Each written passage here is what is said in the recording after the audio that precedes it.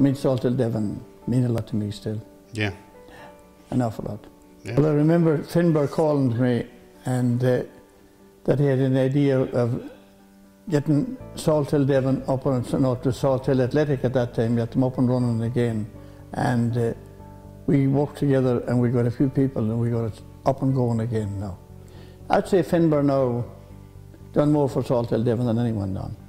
There was a bit of a, you know, how's your father, bit of fighting on the pitch, and there was 7 of us put off. Were you playing Finbar? I was. And there was fighting on the pitch? There was. That's unusual. Well, there was a lot of fighting that night. So I sent him a solicitor's letter. I didn't kick anybody. Right. I didn't. I punched the same night, all right, because Bud and poor old Matty, Matty Lee, Mountain, and I said, if you don't go, I'll get you as well. You know, Art Friel was there from the beginning because I was very good buddies with Art all along. Was he stationed in Salthill? Yeah. And myself and Art was close, and I said I'm organising a clubhouse or a game to start Salthill Athletic. Harry, geez, we had great times. We went to France then for a week playing years ago. Paris, was it? Yeah, Paris. We sold tickets for the... Was Dickie Manning on that trip? Dickie was in goal. It was in goal because I remember the pitch was disgraced, there was rocks everywhere, and I remember there was a shot going in, I was roaring, dive, dive, dive, and he didn't. He says, I get fucking well killed if I fell, which he would have. But, yeah. And Toshik was playing with us. Oh, I remember John, yeah. Sorry, we brought him on, but then we got a penalty, so he took the penalty, just, it was only for the crack.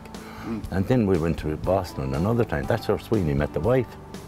The crowd got together when they did get together and says, look, let's start a festival. Now, festivals were rare and far between in the 70s, but Salthill had one.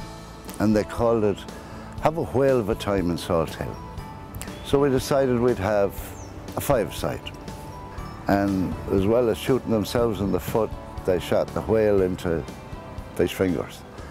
And but the 5 stayed going and still is to this day.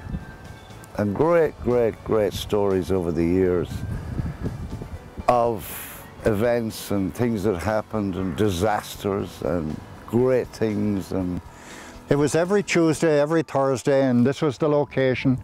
This beautiful little setting was ideal for training. This amphitheatre that is used for the Salthill Fives nowadays, and even back then in 1977 when that started. I joined the club, I think it was in 1972, and all the training was here. Great guys that would be down here training like Noel Murphy and Joe Philbin, Finbar. Art Friel was the man that was in charge back then.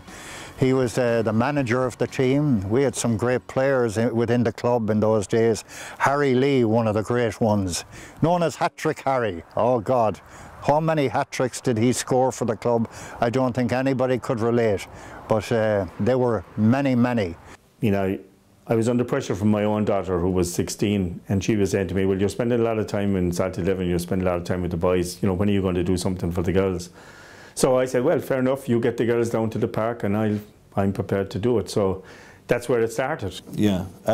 During that period of time then, I guess, by my reckoning, I think we've produced 19 or 20 international players who have represented Ireland at different levels, but with Ní Fahy and Maeve de Burka, who were really in Tony and Pete's time.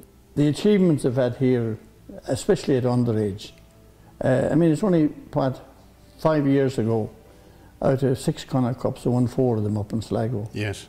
You know, and the success at underage is unbelievable. Mm-hmm.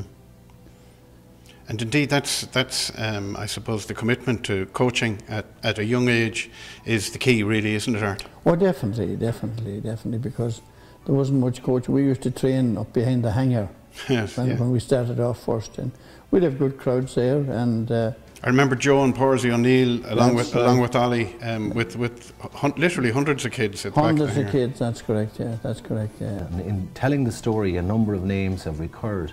And the reason why it's so important to listen to that story is, you know, this is a family. We've built up lifelong friendships through playing with the club. Some people have now gone on to become coaches or administrators, and their kids are now playing with the club. In some instances, their grandkids are playing with the club. If I look at some of the photographs that you've seen, there's one fabulous photograph from 1946 of the Salthill Crusaders side, and in that side you have John Holland in goals. His grandkids are playing with the club, his sons played with the club. You know, Jerry O'Neill, his granddaughter I think plays with the club, and certainly his two sons, Joe and Porrick, were hugely involved. His son-in-law, Jerry Stiff, and Mary, his daughter, they've had their children playing with the club. And I would safely say that most of my friends are either ex-Salthill or Salthill.